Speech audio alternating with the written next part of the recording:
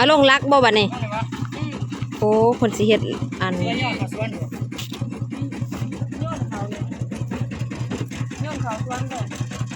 โอ้มันสิบ่ใหญ่บ่รักใหญ่กับสิไหนน้องชายเป็นแล้วท่านรัก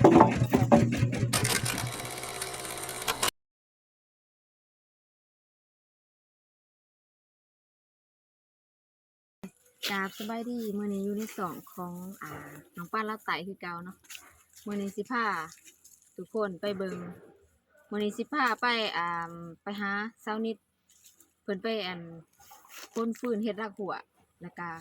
เผาถ่านน้ำหนองทรายเพิ่นเนาะเดี๋ยวไปติดตามกันเลยเนาะโอ้ยตามโอ้โซเฟอร์เฮานี่เซียนมากๆเลยถอย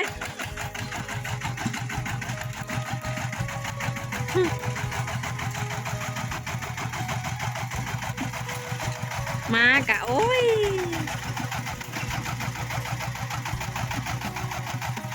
มาเพิ่นกะหักเพิ่นขนาดได้เนาะมิดบ่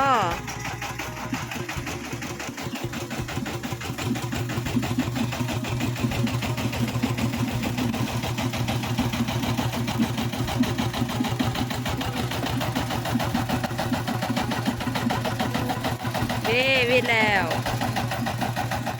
ไปหาเช้านิดเนาะไปหาเช้านิดกับบ่าวคูดเป็นเฮ็ดจังใด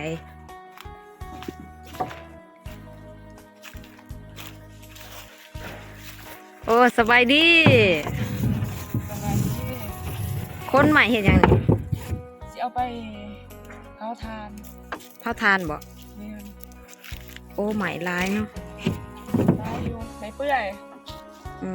จะไปเผาทานต้นนี้สิเอาไปเผาทานแล้วก็มีอีกจำนวนหนึ่งสีแดงเห็ดเป็นรักหัวโอ้บ่แม่นรักหัวนะรักโป่งเฮือนครับโป่งเฮือนพักบ่รักหัวมีหรอบ่รักหัวจ้ามีแล้วโอ้อันนี้เนาะตัวที่ว่ามันขี้หลายเฮาก็สิเฮ็ดทานนะทุกคนตัวที่ว่ามันขี้หลายตัวเป็นงามันอีหยังเลือกเอาไม้ตัวขี้หลายไปเผาทานแม่น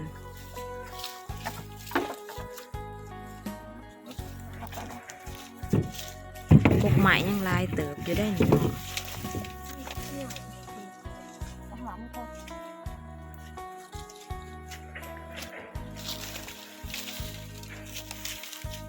มาหับสมัครลูกเคยเด้อมาสวยเบียกสนิทเลยมาค้นฟืนสนิทเลยบอกบ่าวฟังไทยเนตี้มาเด้อผู้บ่าวฟังไทยมาค้นฟืนสวยกันเลยจะไม่ยอมให้เธอลำบาก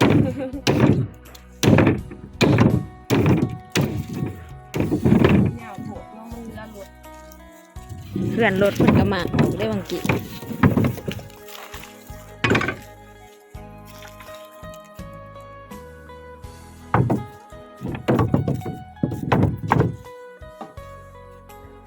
ลูกค้ามาจ้องทานมักหลายๆนึงก็เลยสิเอาใหม่ไปเฮ็ดทานขาย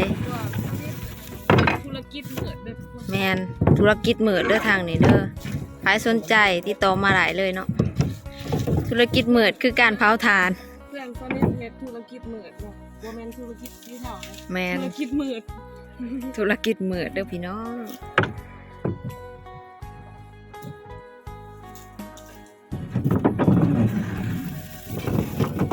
แล้วเนาะอาชีพสาวนิดแม่นอาชีพของเฮาตั้งแต่น้อยฮอดเฒ่าเนาะบ่เคยลืมแต่ก็ยังเฮ็ดคือเก่าอ้ายบ่คิดอยากมีความสบายมาอดตายน้ำนองบ่เมื่อยบ่าวคูณจิบแล้วว่าซั่นนี้เนาะจิบบ่ข่อยหากะเฮ็ดบ่เมื่อยหากะเฮ็ดไก่นั้นพอบ่เฮ็ดโอ้หยอกเนาะเพิ่นก็เฮ็ดนั่นแหละเนาะแต่ว่าบ่ได้ทายเพิ่นลงเนาะ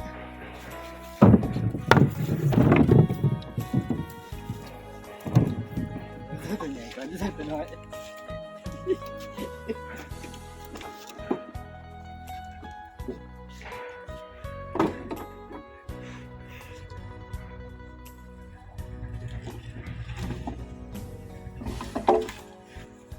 บ่ใส่อันนั้นตัวใหญ่ลงหลุมก่อนแผนการไฟนี่แผนการสนิทแผนการสนิทวะ ก้ามข่อยว่าอยากให้คนตัวน้อยออกเมื่อก่อนแต่ว่ามันก็จะเพิ่นแล้วเนาะแต่คนถึงตัวน้อยถึงตัวใหญ่พร้อมกันเลย มันสิบ่ไปหยังบ่บาดนี่ ก็มีเลยครับ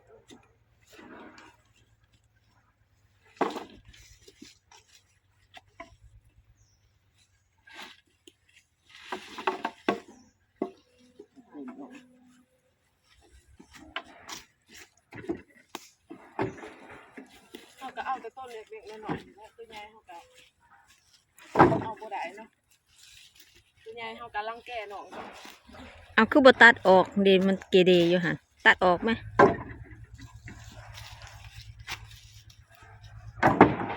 นี่ได้ผ่า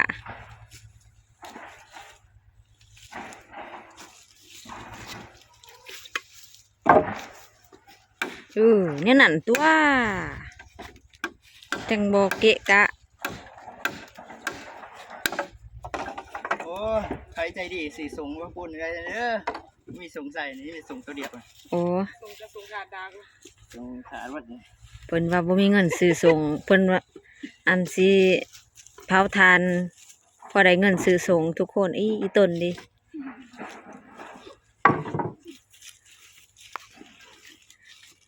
บ่บัดเอื้อยเผาทานสิซื้อให้ดอกส่งค่ะตัวหนึ่ง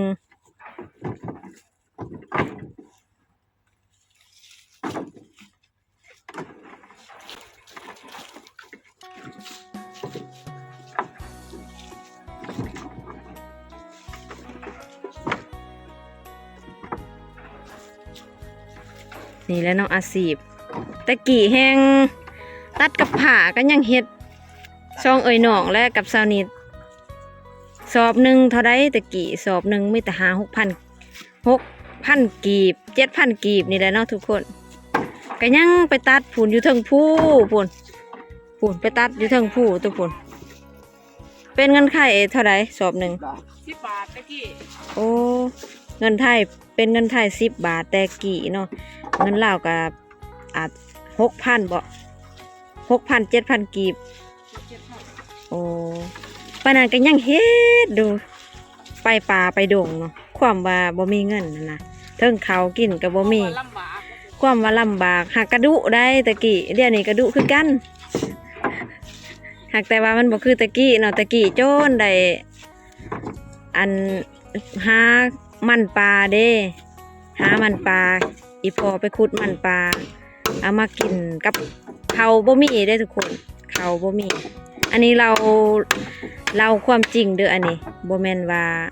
เฮาเว้าซื่อๆเนาะเราความทรงจำอดีตที่ผ่านมาเนาะบ่เคยลืมอดีตแต่ปัจจุบันนี้ก็ยังเฮ็ดคือเก่าอยู่ปัจจุบันมันก็เงินมันก็แพงแน่กับพอเฮ็ดเนาะรถเฮากับพอได้แก่ใส่รถแน่ตะกี้หันเจ๊เอาแล้วแต่ผู้เจ๊มาใส่กระสอบ3-4ได้สอบหนึ่งทุกคนเอ้ยกลางคืนก็ไปเผายำเต้าลุอีหยังกับบ่ได้ทานกับบ่ได้เงินบ่ได้ทานได้ซ้ำ4-5 สอบก็ดีใจแล้วนี่ตะกี้เดี๋ยวนี้ตัดใหม่กะง่ายแน่มันไก่แน่ เดี๋ยวนี้มันทันสมัย แม่นเดี๋ยวนี้ทันสมัยแน่เนาะเฮ็ดทานก็อยู่กับเพื่อนอีกตะกี้ไปเฮ็ดอยู่ป่าพุ่นได้ค่ะ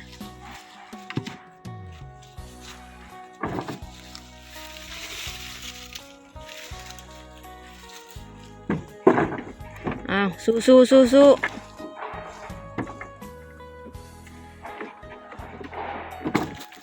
บ่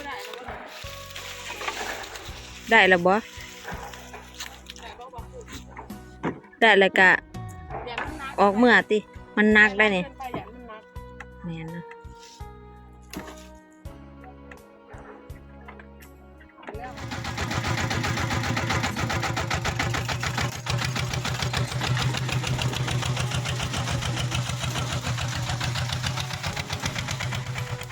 แรงแห้งเลยบ่าวคุณช่วยไ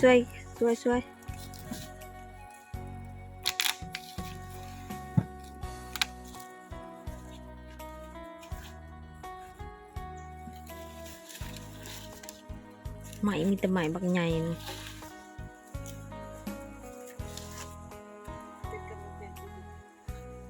สวยตี้สาวนิด ขอยืนเป็นกำลังใจที่ดี ไหมมีแต่ตัวใหญ่ขนาด ซ้ำๆนี่ช่วยได้อยู่ ได้จักรถแล้วนี่ซองบ่ สองรถนี่ ซองรถกับตัวนี้เนาะ กินเหลี่ยม ย่างอยู่ทางนี้เนาะย่างทางไหนกล้องนี่ก็ย่างอยู่โอ้ปลาไหมแท่นี้ยังหลายอยู่เนาะยังหลายอยู่เด้อ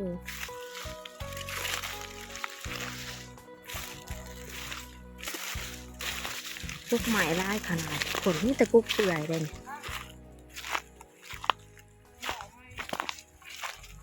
สำเร็จการค้นฟืนของน้องสาวนิดกับน้องสายเนาะน้องป่านเฮ็ดคือกันเด้อสิได้ขอโตวลาพีพีFC ทุกคนเนาะเมื่อแล้วเนาะพักเที่ยงกินข้าว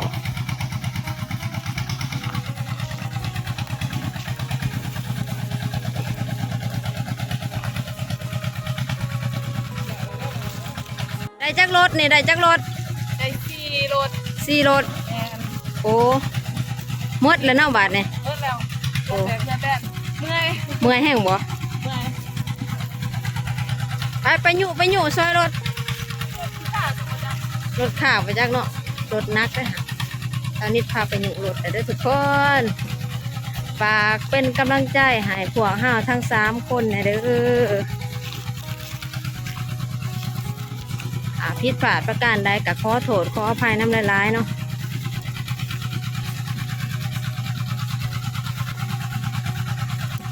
นี่แหละชีวิตของพวกห้าวเนาะแต่หน่อยหอดใหญ่อาชีพนี่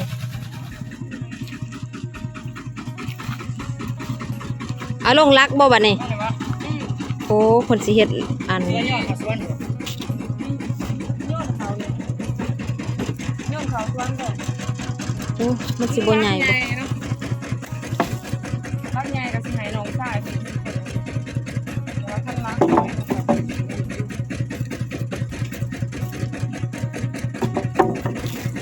โอ้ทุกคนเพิ่นสิเฮ็ดโหเฮือนพักนอนดิ เลือกสิอันนั้นแป้งข้างหลังจะได้กับพักติดตามในเด้อซีมาอัปเดตให้เบิ่งอีกเนาะบัดแป้งเลยแต่ว่ามื้อนี้หันอัปเดตคนรัก แม่นเนาะ ตรงนี้มันใหญ่โพดคุ้มบ่ลูก ฝากติดตามผลงานของสาวนิด เอาไปเขาทาน หรือว่าพวกเฮาทั้ง3 คนเนี่ยเด้อฝากเป็นกำลังใจให้เนาะ มันใหญ่โพดเอาใหม่ฮะเอาลงโอ้ยนี่บ้างไว้อยู่นี่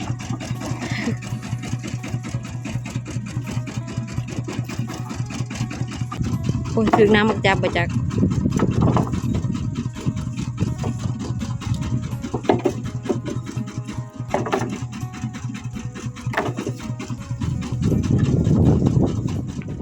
สำเร็จแล้วเนาะหอดกล้องเต้าของเฮาเลยนี่เต้าของเราก็สิเอาใหม่เป็นไปกองใส่ได้จักรถเช้านิด 4 รถจ้า ได้สีรถเนาะเมื่อยบ่ ม่วนม่วนม่วน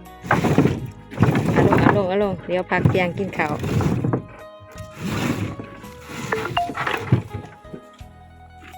ถ้าเที่ยงให้สะบ้านตำบักหุ่งกินแซ่บๆสู้กิน เดี๋ยวไปติดตามของเฮาได้เนาะ อ่านเข้ม